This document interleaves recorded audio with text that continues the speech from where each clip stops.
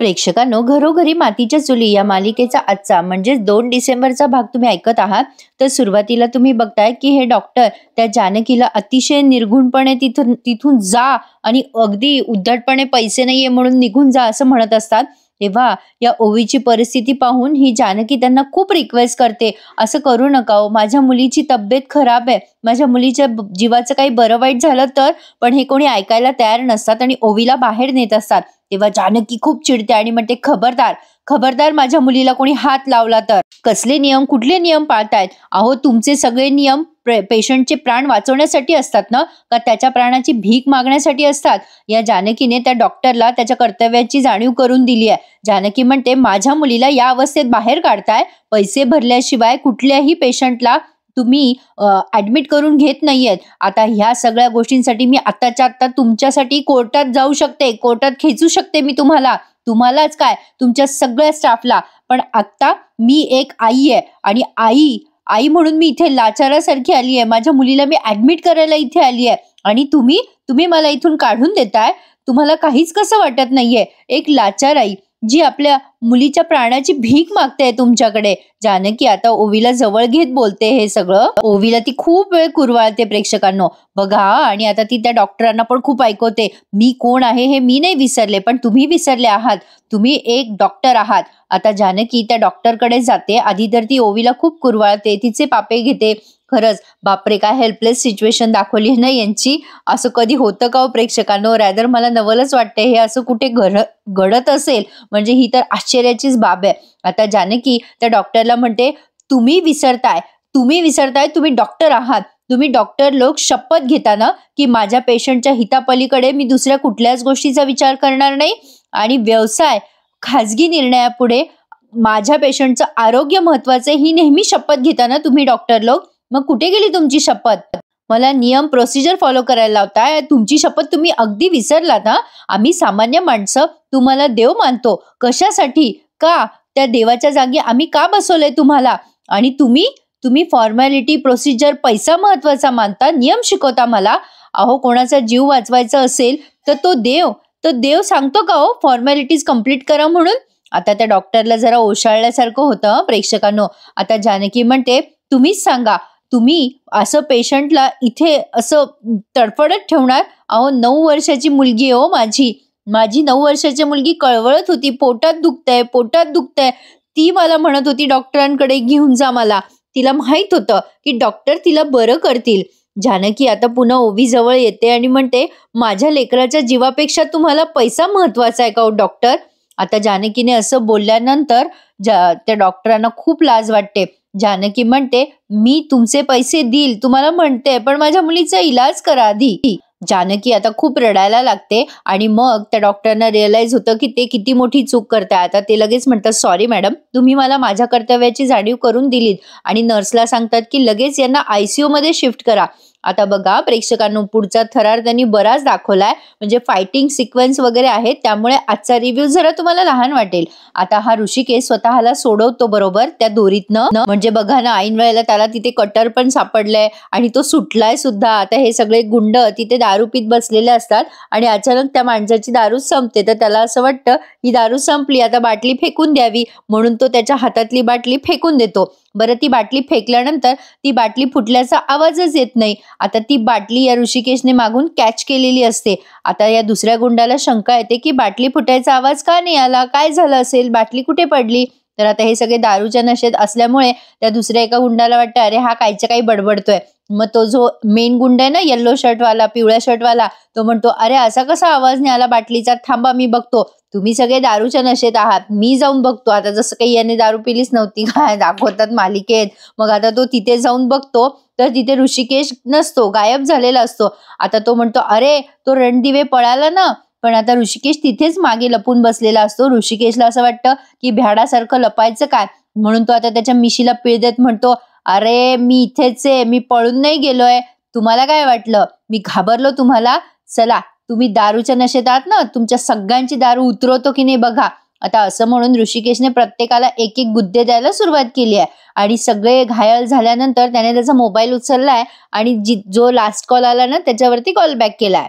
तर आता इकडे बघा, या सुमित्राबाई नानांच्या अंथरुणाजवळ असं बसलेल्या असतात. तेव्हा या ऐश्वर्याला फार त्याचा कंटाळा येतो, तिला बोर व्हायला लागतं. ती विचार करते, अरे यार, ही म्हातारी इथे अजून किती वेळ बसून राहणार आहे, नुसती रडते काय, बघते काय त्या म्हाताऱ्याकडे. एकतर मला ते प्रॉपर्टीचे पेपर शोधायचे आणि ही बाई इथून नाव हलत नाहीये.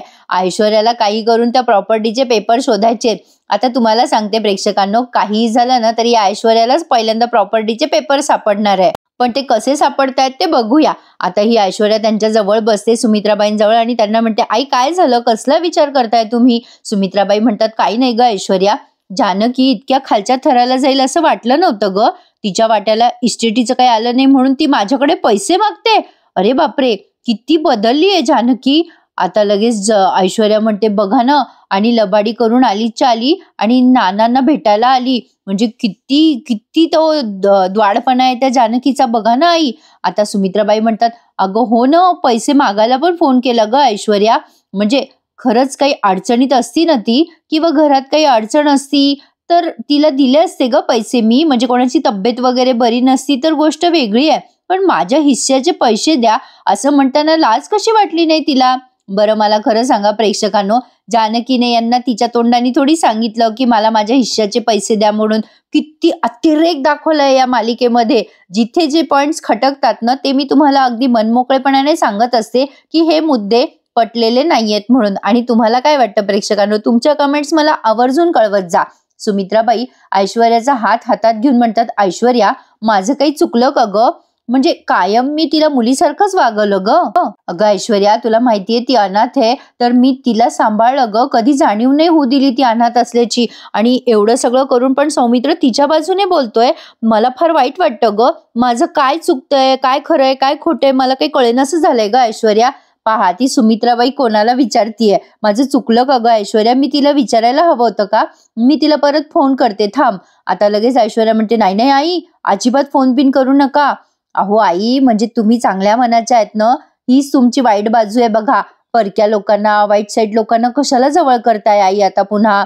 आता ही ऐश्वर्या त्यांचा पुन्हा हातात हात घेत म्हणते, आई तुम्ही आमच्या आई आहात आणि आमची आई कधीच चुकत नाही हो. तुम्ही किती थकल्या हो आई. तुमच्यासाठी मी कॉफी घेऊन येऊ का छान स्ट्रॉंग एखादी? मग आई तुम्ही जरा मोकळ्या हवेत जा, तुम्हाला चांगलं वाटेल बघा फ्रेश हवेत गेल्यावर. मी आहे ना नानांची सून, त्यांची काळजी घेणं माझं कर्तव्यच आहे ना. आता सुमित्राबाई तिला ठीक आहे असं म्हणतात आणि त्या खोलीतून निघून जातात. या बायकांना काही कामं धामं नाही का प्रेक्षकांनो घरामध्ये? आता ती ऐश्वर्या विचार करते, बरं झालं कटली एकदाची म्हातारी. त्या सुमित्राताई बाहेर गेल्यानंतर आता तिला काही झालं तरी प्रॉपर्टीचे पेपर शोधायचेत नानांच्या खोलीमध्ये. आता ती इकडे तिकडे शोधायला लागते बरं का प्रेक्षकांनो, कुठे प्रॉपर्टीचे पेपर म्हणून. पण तुर्तास तरी तिच्या हातात अजून पेपर लागलेले नाहीयेत, पण ते जे नानांनी काढलेलं गोल आहे ना, तर ते तिच्या हातात लागलंय. आता इथे त्यांनी ना बऱ्याच वेळा एक सॅड सॉन्ग प्ले केलंय. ह्या ओवीला बरं नाहीये, तिची दवाखान्यात ट्रीटमेंट चालू आहे आणि तिकडनं जानकी त्या आरशातून तिला बघतीये, तर तिचं असं प्रतिबिंब दिसतंय बरं का. आता जानकीला ओवी सोबत घालवलेल्या सगळ्या आठवणी आठवत आहेत आणि ती रडायला लागते. आणि इथे त्यांनी ते गाणं छान प्ले केलंय, पेटलं आभाळ सारत पेटलं हे रान रे. आता हे गाणं खूप वेळ त्यांनी ऐकवलंय आणि या गाण्याच्या जसं जसं गाण्याचे बोल सुरू आहेत तसं तसं जानकी देवाजवळ प्रार्थना करते की माझ्या लेकराला बरं वाटू दे देवा. आणि आता तेवढ्यात तिथे ऋषिकेश देखील आलाय असं त्यांनी दाखवलंय. आणि ते गाणं सुरू असताना ऋषिकेशला सुद्धा ओवीची आठवण येते. आता हे दोघंही नवरा बायको एकमेकांना मिठीत घेतात. खूप दुःख झालंय त्यांना. जानकी फार रडते, ओवीला बरं नाहीये, ओवीची ही परिस्थिती अशी ओढावली आहे, त्यामुळे दोघांनाही आई वडिलांना फार वाईट वाटतंय. आता जानकी म्हणते, ऋषिकेश बघा ना ओवीला काय झालं, आणि तुम्ही तुम्ही तुम्ही ठीक आहात ना ऋषिकेश? तुमची ही अवस्था कशी झाली? मी तुम्हाला किती फोन केले. आता जानकी बऱ्याच प्रश्नांचा भडीमार करते ऋषिकेशवर. आता ऋषिकेश म्हणतो, जानकी पण ओवीला असं काय झालं? मला काही झालेलं नाहीये जानकी, तू आधी मला सांग की इतका फोन मी तुला करतोय, तुझा का फोन लागत नव्हता? मग जानकी म्हणते, हो ऋषिकेश, माझा फोन बिघडला, पण तुम्हाला कसं कळलं मी इथे? मग ऋषिकेश म्हणतो, अगं माझ्या नंबरवर एक अननोन नंबरवरून खूप मिस कॉल आले, मग मला असं कळलं की तो नंबर इथला आहे. या नर्सकडनं मला सगळं कळलंय ग इथल्या. जानकी ओवीची अवस्था अशी झालीच कशी? मग आता जानकी केक बद्दल सांगते ऋषिकेशला की माझी चुकी झाली, ओवीला भूक लागली आणि तिने केक खाऊन टाकला. मग ऋषिकेश म्हणतो, असा कसा केक खाल्ला तिने? तू तू कुठे होतीस तेव्हा जानकी? जानकी म्हणते मी तुम्हाला शोधायला बाहेर गेले होते, मी तुम्हाला खूप कॉल केले.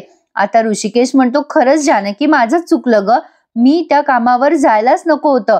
ती माणसं फारच विचित्र होती ग, मला जाणवत होतं हे सारखं खटकत होतं. म्हणजे माझी आणि त्यांची काही दुश्मनी नाही, मी त्या लोकांना ओळखत पण नाही, तरी त्या लोकांनी असं का केलं काही कळलंच नाही ग मला जानकी. ऋषिकेश आता हे सगळं जानकीला सांगतो, म्हणजे जे काही त्याच्यावर आपबीती झालीये ना, तो गाडीत बसला अँड ऑल अँड ऑल. मग आता जानकी बोलता बोलता म्हणते ऋषिकेश मला माहित होतं ही सगळी संकट तुमच्यावर येणार आहेत, मला माहित होतं, त्या माणसांचं बोलणं मी ऐकलं होतं. आणि ऋषिकेश म्हणतो काय तू ऐकलं होतंस, तुला कसं कळलं हे सगळं जानकी. जानकी आता पुढे काही बोलणार तेवढ्यात त्यांनी पुन्हा एकदा ऐश्वर्याचा सीन दाखवलाय. पण आता बघा जानकी तिच्या शब्दातच अडकलीये, कशी ते बघत राहा. आता ऐश्वर्या विचार करते आता काय करू, या प्रॉपर्टीचे पेपर सापडतच नाही, अख्खं कपाट शोधून झालंय, आता इथे शोधू का तिथे शोधू का. ती बावचाळल्यासारखीच करायला लागली आहे, डोक्याला हात काय मारते, वेड्यापिशासारखी काय करते. शेवटी हे नाना मोठ्याने तिला हसतात. मग ऐश्वर्या चिडते आणि म्हणते ए म्हाताऱ्या तुला जास्ती झालंय का, सांगतो का प्रॉपर्टीचे पेपर कुठे, अख्खं घर शोधलं मी, सगळी रूम हुडकलीये, सांग मला कुठे प्रॉपर्टीचे पेपर. पण नाना मात्र मोठ्याने आरडाओरडा करतात तिच्यावर बर का. पण आता ऐश्वर्या म्हणते ओरडू नकोस म्हाताऱ्या, जागेवर बसलाय पण मस्तीने गेली तुझी. बापरे प्रेक्षकांनो, ऐश्वर्या नेमकी बाईच आहे ना का राक्षस आहे, काय दाखवलंय तिचा अवतार त्यांनी, दातबीत काय खाते ती नानांवर आणि काय काय करते. खरं तर हे असलं काही भयंकर प्रकार पाहिल्यावर माणुसकीवरनं विश्वास उठून जातो असं म्हणायला हरकत नाहीये. ऐश्वर्याने तिथे असलेला कागद घेतलाय आणि त्यावरचं ते वर्तुळ पाहिलंय. ऐश्वर्याला काही लक्षात येत नाही ते काय आहे, पण ती खूप वेळ चाचपसते तो पेपर आणि नानांना दाखवत म्हणते हे काय आहे, हे सर्कल म्हणजे काय आहे रे म्हाताऱ्या, सांग काय आहे हे, बोलतोस की नाही. आता नाना काय बोलणार, नाना काहीच बोलले नाही. ऐश्वर्या विचारून विचारून हैराण करते नानांना, पण नानांना थोडी बोलता येतं. नाना हे सगळं मनातल्या मनात बोलतात. ऐश्वर्या तो पेपर घेऊन बडबडत असते हातात, हा म्हातारा काही सांगत नाही मला कशाचं सर्कल आहे काय आहे. खरं तर हे सर्कल म्हणजे अगदी जुजबी गोष्ट आहे प्रेक्षकांनो, ऐश्वर्याने त्यावर कीस पाडावा असं त्यात काही नव्हतं. आता नाना मनातल्या मनात म्हणतात जागच जा, तुला काय सांगतो मी ते वर्तुळ कशाबद्दल आहे, ते माझ्या ऋषिकेशच्या हातातलं कड आहे, माझ्या जानकीने दिलेलं, आणि त्यावरती आकडे आहेत, जे आकडे देवघराचा चोर कप्पा उघडतील. त्या देवघराच्या चोर कप्प्यात मी प्रॉपर्टीचे पेपर ठेवलेत ऐश्वर्या, जे तुला या जन्मात सापडणार नाहीत. नाना या सगळ्या गोष्टी मनातल्या मनात बडबडतायत आणि आता त्या देवघरामध्ये त्यांनी हात घालून ते ठेवलेले असतात ना पेपर, ते दृश्य त्यांनी पुन्हा पुन्हा दाखवलंय. आणि आता नाना म्हणत असतात ऐश्वर्या तू किती प्रयत्न कर, मी त्या चोर कप्प्यात प्रॉपर्टीचे पेपर ठेवलेत हे तुला या जन्मात कळणार नाही, शोध शोध किती शोध. ऐश्वर्या आता दातोट खायला लागते. आता इकडे ऋषिकेश म्हणतो काय सांगतेस जानकी, त्या सयाजीरावाने हे केलं, अरे बापरे काय प्रॉब्लेम काय त्याचा, म्हणजे मी माझ्या जिद्दीने माझ्या पायावर उभं राहतोय हे सगळं बघून त्यांना मस्ती आली आहे काय. जानकी म्हणते ऋषिकेश तुम्ही शांत होता का, तुम्ही कशाला लक्ष देता त्यांच्याकडे. आता ऋषिकेश म्हणतो नाही जानकी, आता माझं लक्ष हेच असणार आहे, त्या सयाजीरावांना मी वटणीवर आणणारच, आता बस झालं. आता मला सांग तू त्यांना बोलताना कुठे ऐकलंस त्यांचं बोलणं तू. आता जानकी घाबरते ना, ती आठवते की तिने हे सगळं बोलणं रणदिवेंच्या वाड्याबाहेर ऐकलेलं आहे, सयाजीरावांना आणि ऐश्वर्याला तिने तिथेच बघितलेलं असतं. पण आता हे सगळं ती ऋषिकेशला कसं सांगणार की मी नानांना भेटायला गेले होते वेषांतर करून, तिथे आजीने तिला पाहिलं. आता हे सगळं रामायण महाभारत सांगताना तिला जरा टेन्शन आलंय असं त्यांनी दाखवलं. पण मालिकेतनं प्रेक्षकांना कधी कधी अतिरेकच करतात, म्हणजे एकीकडे ऋषिकेश आणि जानकी यांचं एकमेकांवर खूप प्रेम आहे, अगदी ट्रान्सपरंट असं यांचं नातं आहे. मग जानकीला काय हरकत आहे ऋषिकेशला सांगायला की ती रणदिव्यांच्या घरी गेली होती म्हणून, आता उगाचच आपलं ते लांबण लावलेली आहे त्यांनी. ऋषिकेश म्हणतो सांग ना जानकी, मी काय विचारतोय तुला, कुठे ऐकलंस तू. पण आता हे सीन त्यांनी अर्धवटच दाखवला, पुन्हा ऐश्वर्याचं सीन दाखवलाय. ऐश्वर्या आता चिडचिड करते आणि म्हणते टाइमपास लावलाय नुसता.